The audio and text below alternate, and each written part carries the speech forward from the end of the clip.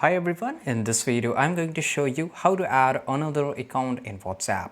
It's very easy. By the way, you can just add your another account in WhatsApp as well as in the business WhatsApp too. So both this application work exactly similar. So once I'm here in the WhatsApp here, on the top right you will see the three dot icon. Just go over there. Now here you have to click on the settings. Once you are on the settings, here you can see that the first option which is called the account. Now just go here, and once you click on the account you will get this option. Now here you have to select on change number.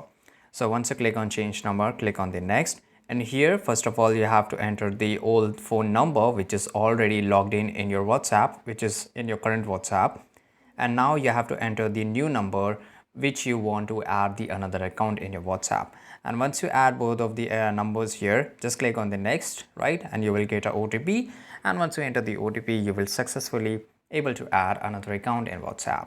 So this is the only way to do it, and I hope you found this video very useful. Subscribe.